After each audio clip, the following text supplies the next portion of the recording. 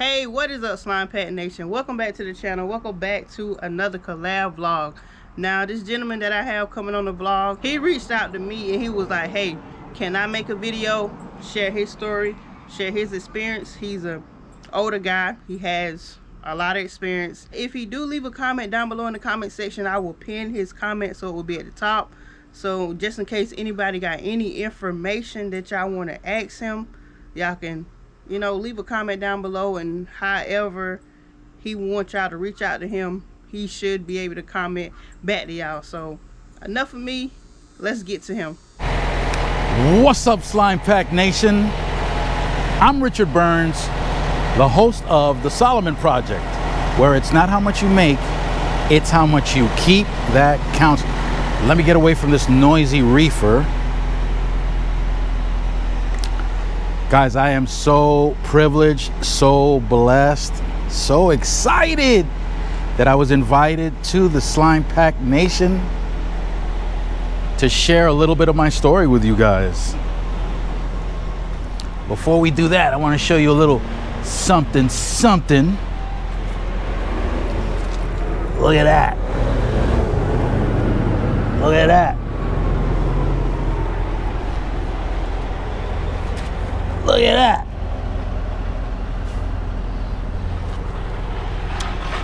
A certified blowout on the trailer. So I graduated and passed and got my CDL in October or late September of 1998. And I've been driving ever since. Shout out to Peter Sear, my instructor, if he's still alive. He was up there in age when he was my instructor. I don't know how many years ago that is. 26 years ago? Yeah, 26 years ago, yeah. So, if he's still alive and he's watching YouTube, shout out to you, Pete. You were a great instructor, a great instructor. When I graduated and got my CDLs, same dilemma existed then that exists now with regards to the hiring process. I had a 2-year-old son at the time, so that's my firstborn out of 6 children. I got a 2-year-old now. I had to think about that. You needed 2 years of over-the-road experience if you were going to be considered for a local job. And I wanted a local job because I didn't want to go over the road. Over the road meant that I would be away from my son and my wife and my family for I don't know how long of a stretch every time I went out. I really didn't know. But from what my instructor told me and other people who graduated, spent time on the road, came back to visit the school and spoke to us about their experience, it was going to be at least a month and a half a clip before I was able to see my family. So I really wanted a local job. The people that were hiring back then were your Swift, your H.O. Wolding, J.B. Hunt, and I forget the others off the top of my head. Basically the ones that exist now. There was one individual that was representing a company, Webster Trucking, up in Massachusetts. And he was hiring right out of the school. So I saw that as a blessing. I submitted an application. I was called up, I was hired, called up, asked to go to orientation. Now from where I lived to the company was an hour and a half. So it was an hour and a half going up and an hour and a half going back home. It's important information for what I'm about to tell you.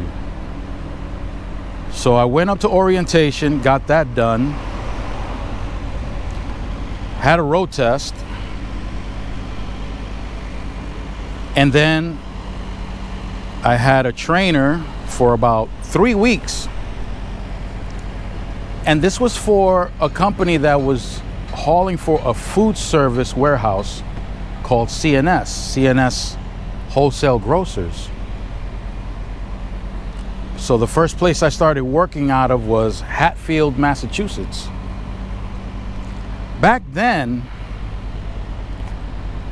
it wasn't a 14-hour day, it was a 16-hour day with 8 hours off. And we didn't have the 34-hour reset. What we had was the, Jesus, it escapes my mind right now. But we didn't have the resets. So they would have you working 16-hour days, and we had split days off. And with the split days off, you never got, I never got any rest. With the split days off, I never had a full day of rest. And they would work you the full 16 hours. They would work you the full 16 hours, then I would leave to go home. And I would have 5 hours that I had to do everything I needed to do. Because remember, it's an hour and a half going home, an hour and a half coming back to work. So in those 5 hours, I had to shower, eat, have whatever conversation I needed to have, and go right to sleep, and that was the end of that. So I really didn't have a life, especially not the life that I thought I would have working locally.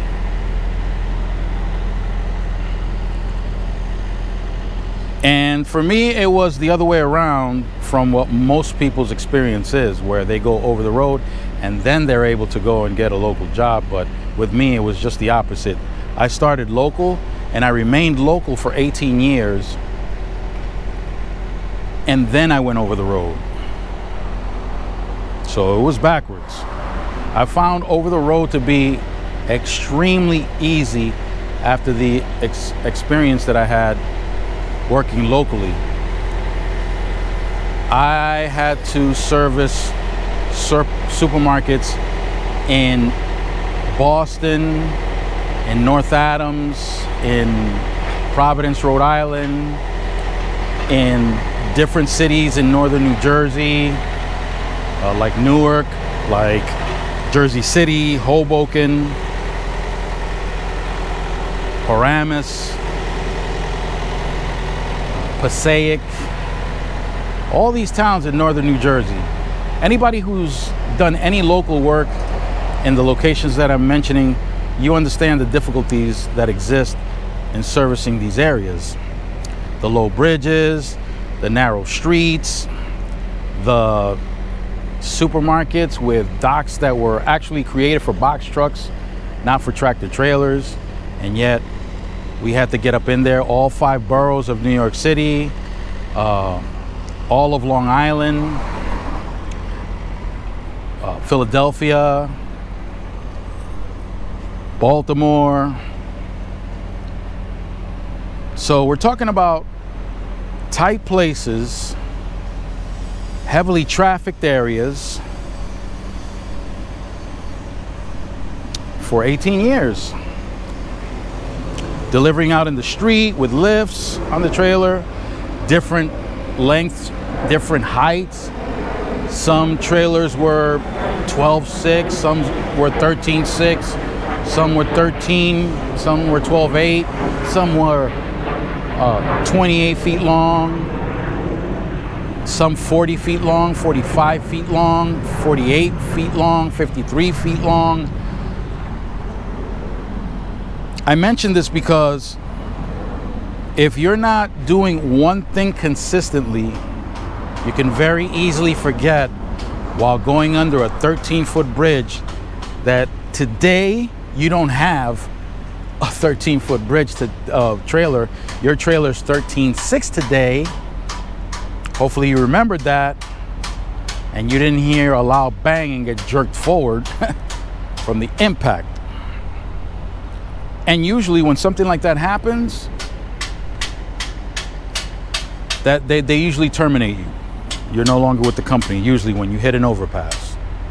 Thankfully, in all the years that I've been driving, not just tractor trailer, because I was a cab driver in New York City. I was a yellow cab driver in New York City. I was a cab driver in New Britain, Connecticut also.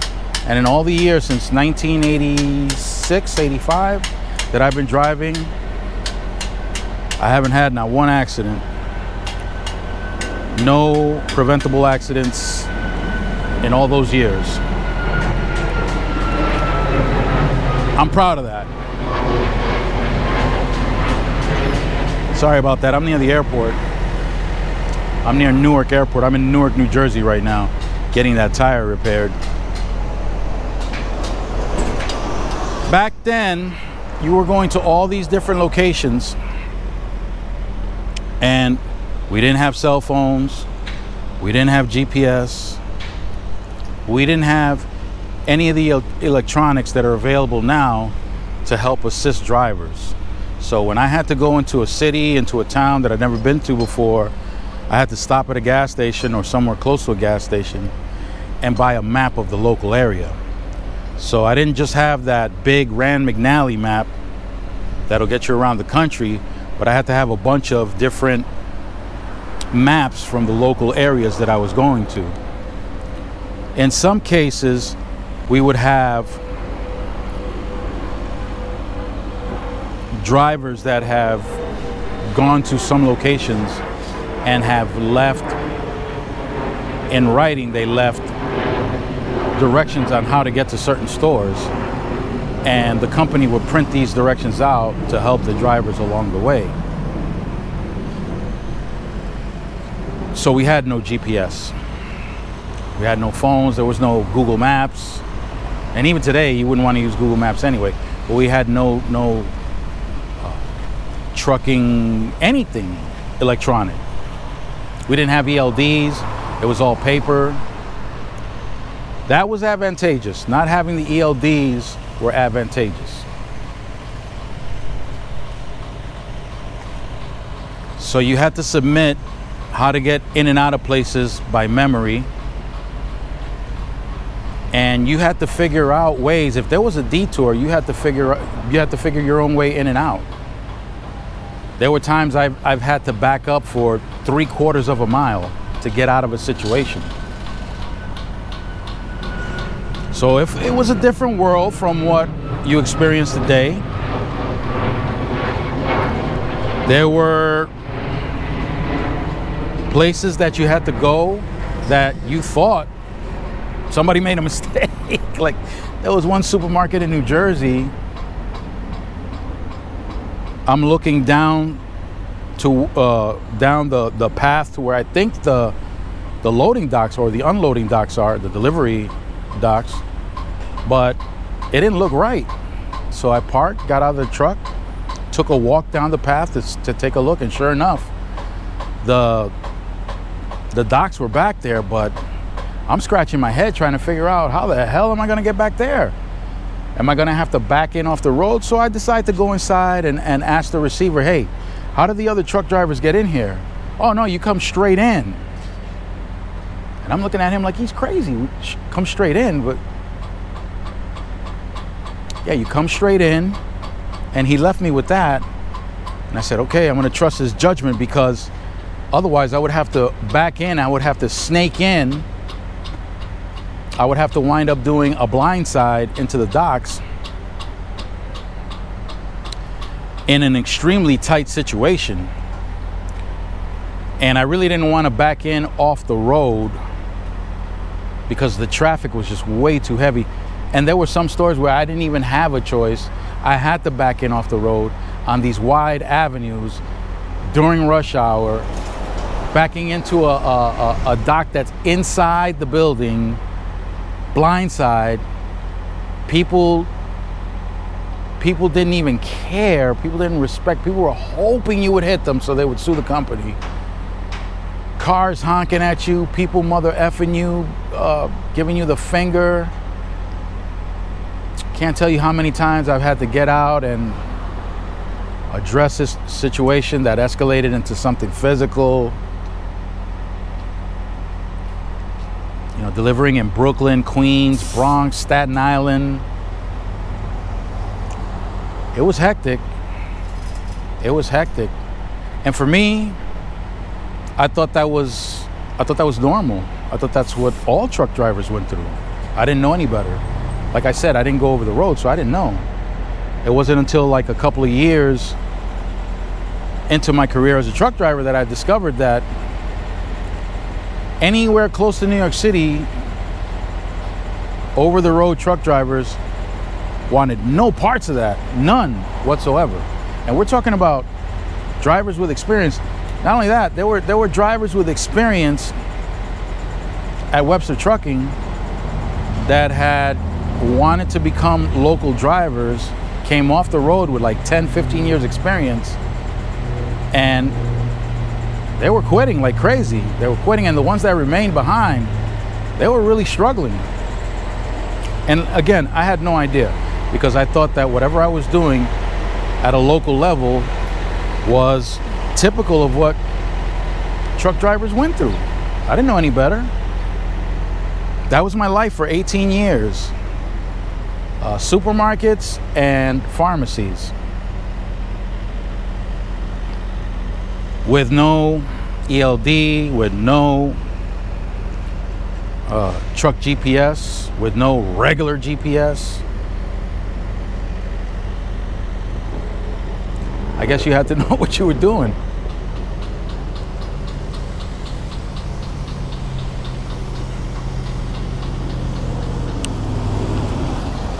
And then finally I went over the road for the first time.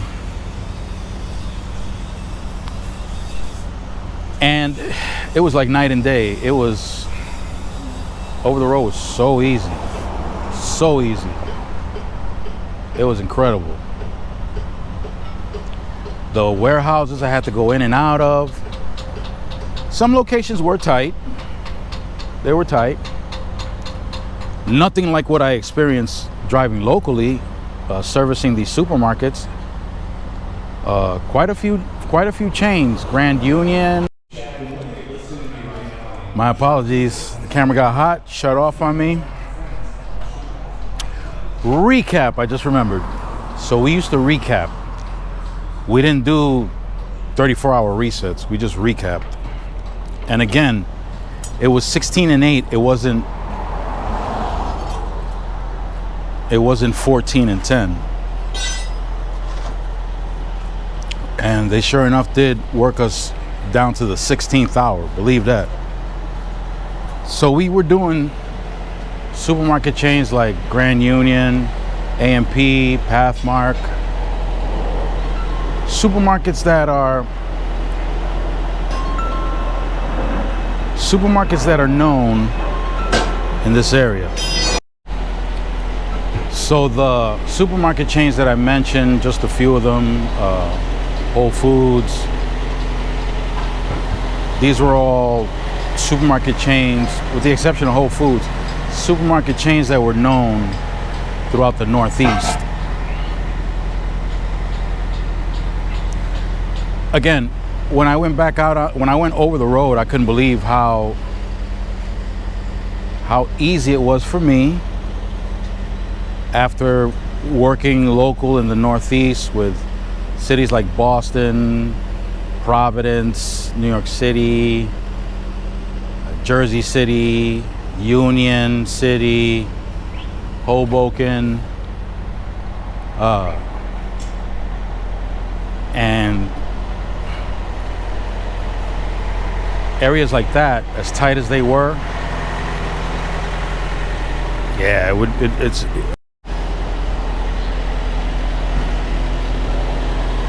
another interesting thing. When I started working for Webster Trucking, if you had under 5 years under 5 years of experience, of trucking experience, the senior drivers wouldn't even greet you. They wouldn't even say hello. They wouldn't even acknowledge your existence. That was that was a psychological challenge, but I got through that nonetheless. Now, one thing I did notice, and I'm going to put this out there for anyone who's starting in the trucking industry, and this came from my instructor Pete, and I got to see that myself. I got to live that myself. A couple of things, 3 things. Number one, I got to verify that what he said was true about trucking not being for everybody.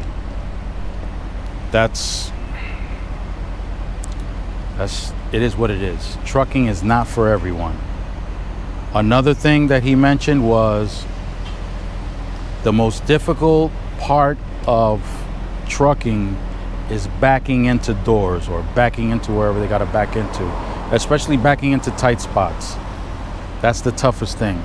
And I realized that, and I know now why so many people get away from delivering to certain warehouses, certain stores, because they don't want to back in. And they opt to do other things like flatbedding, step decking, tanker, anything that doesn't require backing up. And the third thing that he mentioned was a warning that he gave me that sometime between my 2nd and 5th year, or 2nd and 4th year, I don't remember exactly, he said the probabilities that most drivers have of getting into accidents occur right around the 2nd through the 4th or 5th year, because they start driving their trucks like they drive a car, and they start weaving in and out of traffic. Their confidence is through the roof, and because of this newfound confidence in driving this equipment that could weigh 80,000 pounds or more, depending, drivers make mistakes. One of the mistakes that I've become cognizant of is the fact that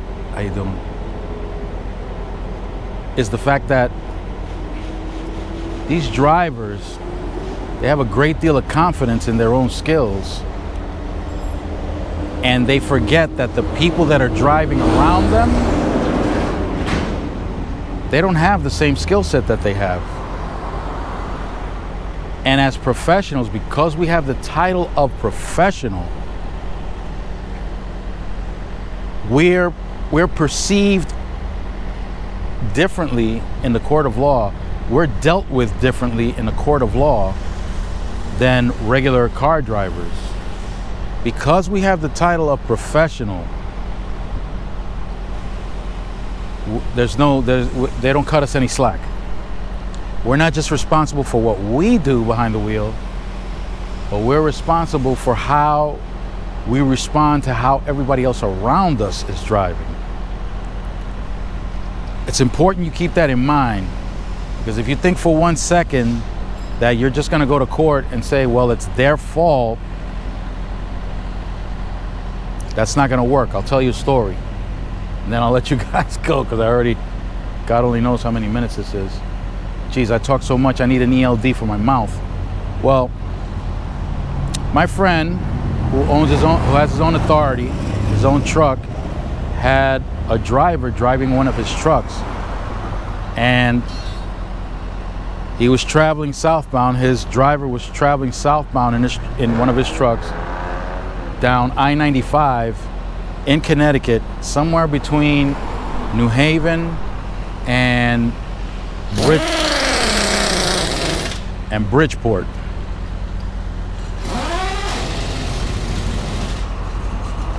That's a 3-lane highway in one direction. Trucks are not allowed in the left lane. The middle lane is for the trucks to pass, and the right lane is where the trucks are supposed to cruise. My friend's truck driver was in the middle lane. He had a pickup truck driving in the right lane, right by his tandems, which is something you should always advise family, all your family and your friends. You should always advise them never to drive alongside a truck. Either get ahead of them or stay behind them. This pickup truck was on the right side, right along his tandems. The tendency for trucks in that area, the tendency for truck drivers is to drive above the speed limit. It's 55 miles an hour, but a lot of truck drivers love driving down that part of the highway at 65 miles an hour. So you're already 10 miles per hour over the speed limit. I don't know if he was driving that fast or not, but this is what happened. He's in the middle lane, the pickup truck is in the right lane, a flatbed is in the left lane where he's not supposed to be driving. While he's driving down the left lane, he definitely wants to get out of the left lane as quickly as possible because he doesn't want a state trooper to catch him in that left lane. So, I don't remember if he had his directional signal or not, but he moves toward the middle lane where my friend's truck driver is driving. He went, the flatbed driver started changing lanes a little too soon. The back part of his trailer made contact with my friend's truck and his driver. He winds up losing control. He goes into the right lane, into the shoulder, and off the highway, and takes the pickup truck right along with him. He rolls on top of the pickup truck. Luckily, the pickup truck driver didn't suffer any injuries, but when it came time to go to court, this is what happened. Remember, two things. Because because the truck driver is a professional, two things. Number one, did you make any effort to slow down to allow that flatbed driver in? And second, how fast were you going? Piece of advice: anytime there's an incident, the insurance companies are going to want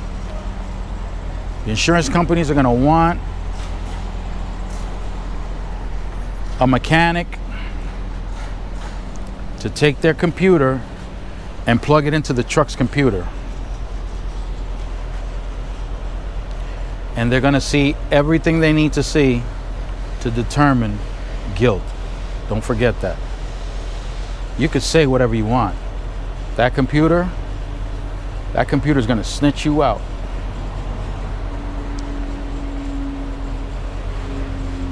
Well, that's my experience, guys. I don't want to make this video too long. There's more about my life, more about my experience in my channel. If Jasmine is so gracious and she puts the link to my channel in her description, I would love her for that. Thanks again, everybody. Stay fresh out there. Oh, let me make sure I got, yep, all set. Thank you. And really, I'm very grateful. Thanks again. Bye.